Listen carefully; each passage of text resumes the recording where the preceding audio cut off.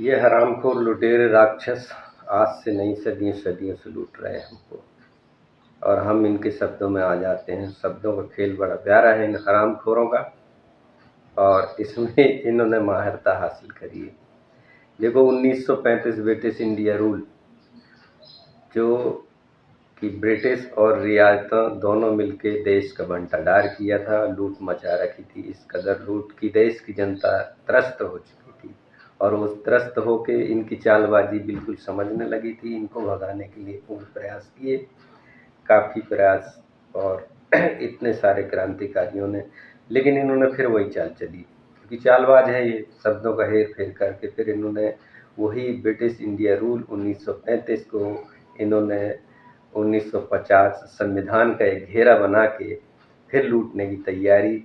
शब्द फिर वही, लोग वही, लुटेरे वही, सब कुछ। लेकिन जब लोगों में जन जागृति हुई, जानने लगे, तो इन्होंने सोचा कि कैसे अब लूटा जाए। अब वो तो पुरानी चाल चलेगी नहीं, नया कुछ खेलना पड़ेगा। तो इन्होंने फिर एक खेल खेला, चक्रव्यूह रचा कि कैसे किया जाए, खोज विचार किया, और फिर 1950 सेम एज इट इज उसको परिवर्तित करके संविधान का घेरा बना के लोगों के ऊपर। और वही केंद्र सरकार, देखो केंद्र सरकार वही 1935 वाली केंद्र सरकार यहाँ है, और वही रियायतें वही राज्य, राज्य प्लस केंद्र सरकार और संसदीय प्रणाली। ये खेल शब्दों का फिर इन्होंने रचा, और फिर से निरंतर वही लूट जारी है। कुछ भी नहीं बदला। क्या बदला? गोल गोल घुमा के वहीं से वहीं रख दिया, और शब्दों के जाल में उलझा के फिर लूट निरंतर जारी है। इसलिए तो आज हमारे जीवन में कुछ भी बदला नहीं है, सिर्फ हम लूट रहे हैं और निरंतर लूट रहे हैं।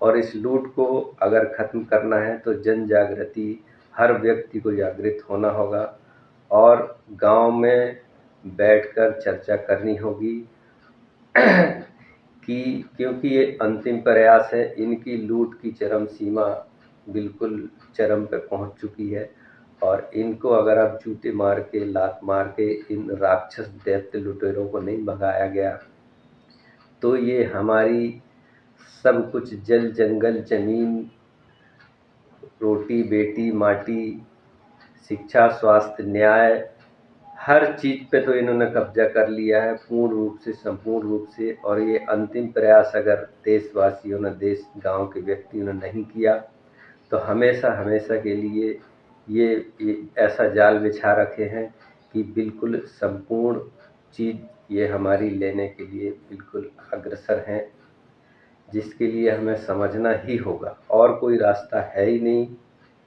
क्योंकि आज सब कुछ हमारे संसाधन इनके हाथ में हैं, और ये अपनी मनमर्जी से सब कुछ चला रहे हैं, हमको संचालित कर रहे हैं। लूट वही पुरानी ब्रिटिश इंडिया और ब्रिटिश गवर्नमेंट वाली वही rule, as it is, same to same, एक भी रूल रेगुलेशन, क्योंकि जिसके नियम बनाए हुए हैं उसी व्यवस्था से तो हम चल रहे हैं। तो हमारा है क्या? देश की बात करते हैं, देसी की बात करते हैं, उस देसी में देसी बचा क्या है? अगर अपनी आने वाली नस्ल, जल जंगल जमीन, फिर से वही बात है, अगर इसको बचाना है और जीवन को आनंदमय बनाना है, तो इस क्रांति में आपको भागीदारी करना ही होगा। और यह एक क्रांति कोई ऐसी क्रांति नहीं है कि कहीं जाके धरना प्रदर्शन करना है, किसी से लड़ना है, किसी से उलझना है। आप तो सवाल पूछो जो आपके घर आता है उससे, कि भाई ये जो आपके सवाल बनते हैं वो सवाल पूछो। सवाल का जवाब देना इन अत्याचारी और भ्रष्टाचारी दोगलियों का काम है। सवाल से ये भागते हैं, बचते हैं। जवाब, सवाल तो सुन लेंगे लेकिन जवाब देने से कतराते हैं।